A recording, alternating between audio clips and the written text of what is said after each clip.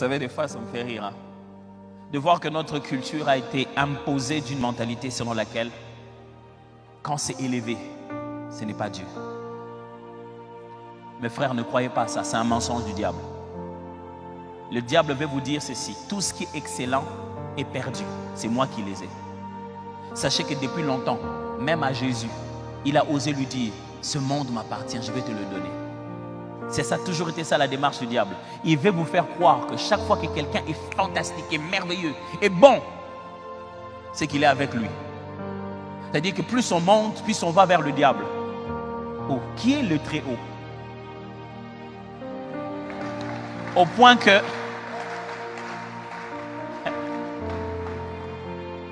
qu'un jour je parlais avec quelqu'un, j'ai échangé avec lui et je lui ai dit ce que Dieu m'a dit.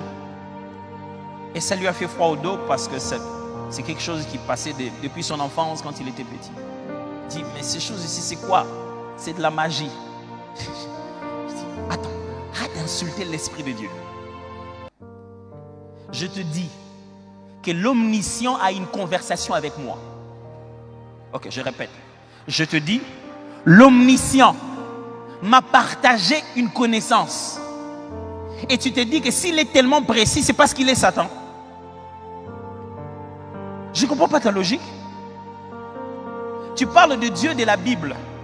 Le Dieu qui demande au prophète de venir un jour avant, d'entrer dans la cuisine et de dire: quand tu vas préparer la partie de l'épaule, garde ça parce qu'il y a quelqu'un qui va venir demain. Et je dois le oindre roi. Et il doit manger la partie royale. Je ne sais pas. Est-ce que tu parles du Dieu qui dit à quelqu'un pendant qu'il prie, il dit: va dans une ruelle qui s'appelle la droite. Quand vous lisez Actes des Apôtres, la ruelle de la droite, ça ne veut pas dire la ruelle qui est à la gauche, à la partie droite. C'est le nom de la ruelle. Tu trouveras un homme qui s'appelle, quand il donne le nom, c'est un nom. Est-ce que tu es en train de dire que les Jésus qui a dit comment il s'appelle? Il a dit: écoute, quand tu étais encore sous le figuier, je t'avais vu. Et tu veux que je puisse croire à un Dieu tâtonneur. Et s'il devient précis, il va devenir Satan. C'est quoi cette folie? Je suis rempli de l'Esprit qui sonde tout, jusque les profondeurs de Dieu.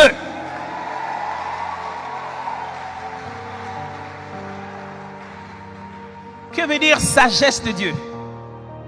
Ça veut simplement dire, nous prêchons une autre logique basée sur des postulats divins.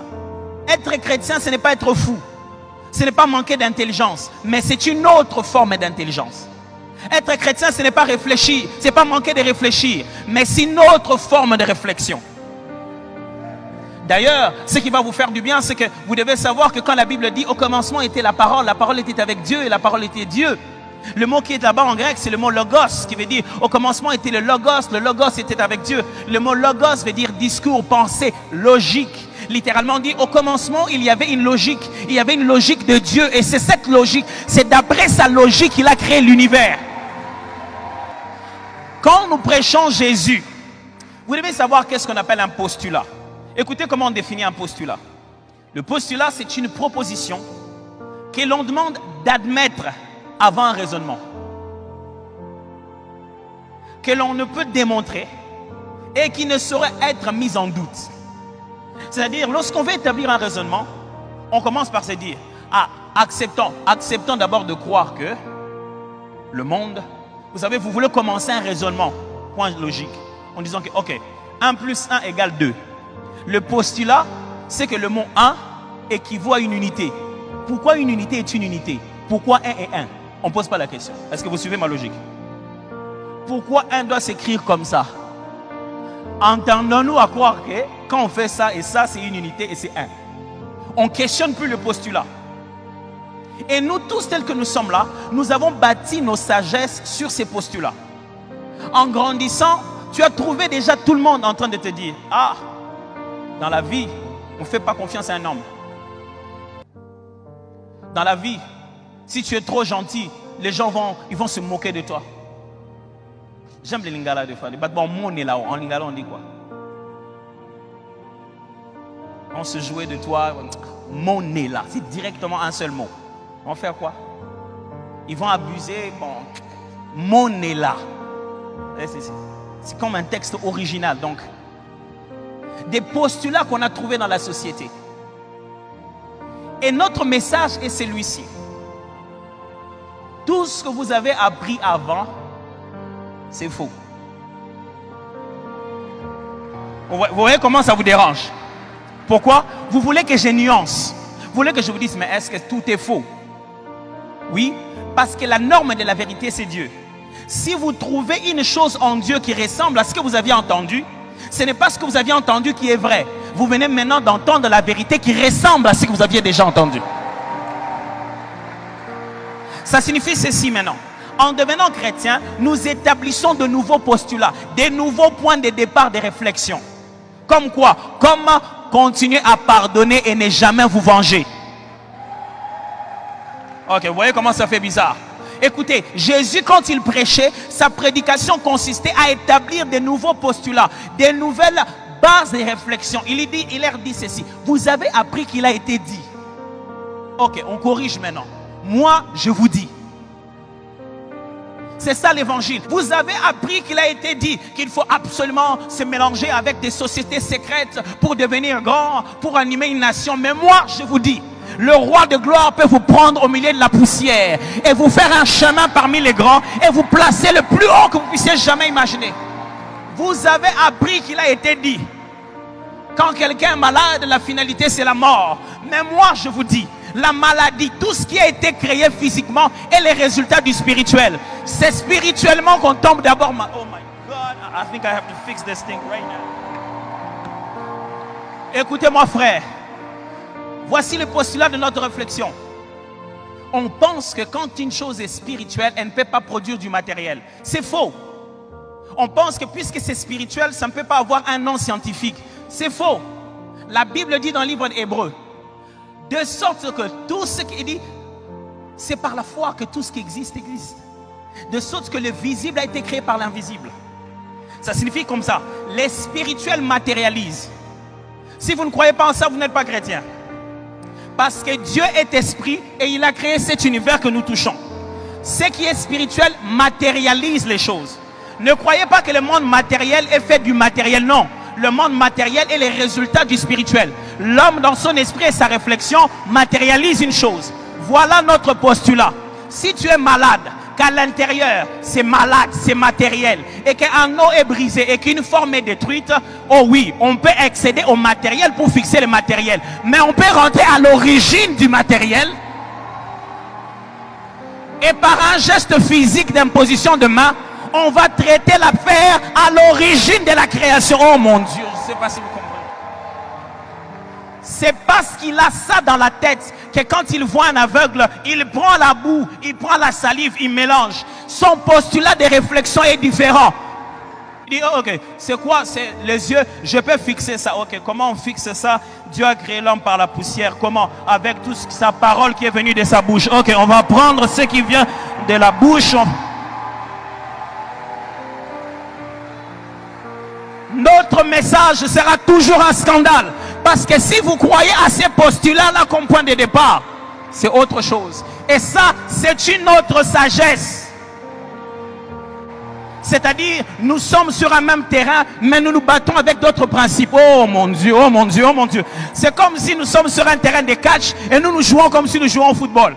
Je fonctionne avec une autre sagesse, un autre postulat différent.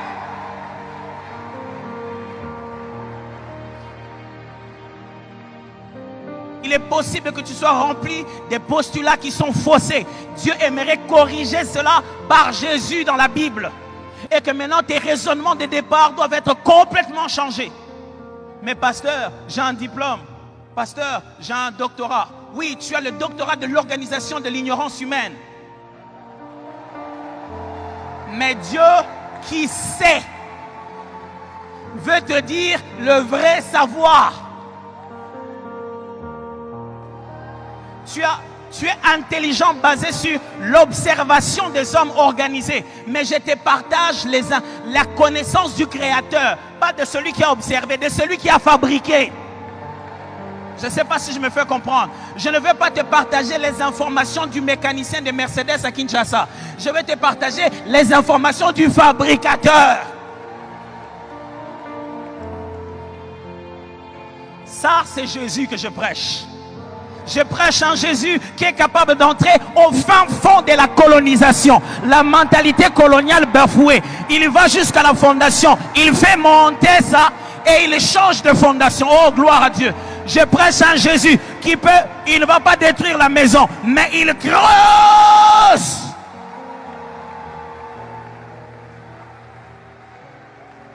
Je prêche un Jésus pour lequel, quand tu regardes quelqu'un qui a été sauvé, tu regardes sa famille, tu vois, ils ne sont pas pareils. Mais comment il n'est pas comme les autres? Parce qu'il n'est plus comme les autres. Non, mais pourquoi? Mais tous les Congolais sont comme ça.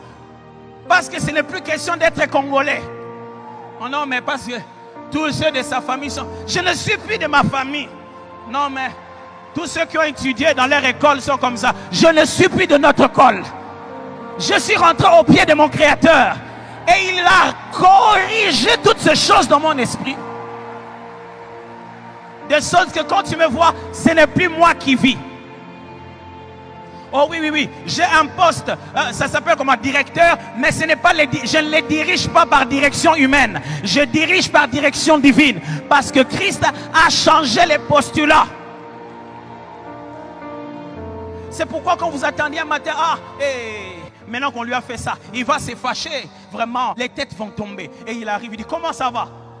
Que la paix du Seigneur soit avec vous. Oh, ça c'est lui qu'on a flagellé, tué, humilié.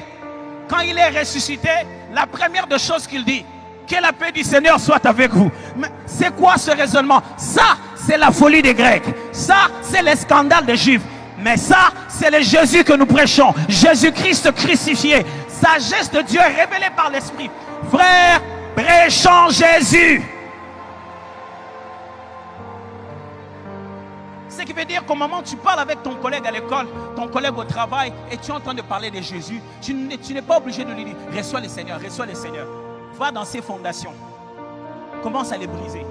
Jésus, quand il prêchait, il disait quoi? Recevez-moi. Comment Jésus, il entrait dans les fondations. Il dit, mais il te parle de ce qu'il y a. Mais moi, mon mari et moi, il me trompe. Il dit, comment il te trompe? Mais comment tu sais ça? Tu sais dans la vie, l'amour véritable doit faire confiance. Tu as bougé quelque chose en lui. Faire confiance aux hommes. Les hommes, on ne fait pas confiance. Mais comment vous êtes mariés? Il t'a fait confiance aussi, non? Il dit, tu sais, si tu l'aimes, l'amour supporte tout. C'est quoi cette affaire? Est-ce que je peux supporter des bêtises? Tu es déjà en train de détruire les forteresses. Oh, tu es déjà en train de changer les fondations. Tu es déjà en train de présenter Jésus. Ce que tu es en train de faire là, c'est déjà la Bible. Ne dis pas, on va ouvrir dans Matthieu. Oh, tu vas le perdre. Parce que quand les apôtres prêchaient, ils n'ouvraient dans aucun Matthieu. Ils vivaient Matthieu. La force de l'évangile, c'est de le vivre, pas de le citer. L'évangile de Christ ne consiste pas à venir condamner les gens, mais à venir les prendre à partir de l'ignorance où ils se trouvent pour leur révéler la personne de Dieu. Ne consiste pas à leur dire, voici vous êtes en dehors de la norme, vous allez mourir dans l'enfer. C'est plutôt leur dire, car Dieu a tant aimé le monde qu'il a donné son Fils unique, afin que quiconque croit en lui ne périsse pas. Ça ne consiste pas à lancer la norme si haut que l'homme se sent pécheur, mais c'est ramener Dieu si bas qu'il touche l'homme dans ses péchés pour le faire sortir. Lorsqu'on présente le message de Jésus, on a des catégories. On a des catégories de païens et on a des catégories de religieux. On a des catégories de ceux qui croient déjà avoir compris Dieu ou ceux qui ont déjà une quelconque autre croyance. On a une catégorie de ceux qui ne croient pas et qui sont juste en train de vivre leur vie comme ça. J'aimerais vous dire, les plus dangereux dans les deux, ce sont ceux qui pensent déjà connaître. Je préfère un ignorant qui est prêt à apprendre que quelqu'un qui connaît très mal et qui va se mettre à débattre durant de longs moments. Alors quand nous parlons de Jésus aux gens, aux autres personnes qui ne connaissent pas Jésus, n'essayons pas de les convaincre. Paul dit ceci, parlons-leur de cette chose qui est folle. Je vais clarifier ça. N'essayez pas de donner sens à Jésus. Présentez Jésus. Cette perturbation qui va arriver dans sa tête, c'est ça qui amène au salut. Est-ce que quelqu'un est en train de me suivre très bien? Présentez-les simplement tel qu'il est.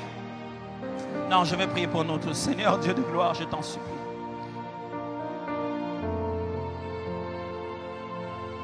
Pendant que l'information, le savoir humain grandit, Apprends-nous à rentrer dans la sagesse de Dieu.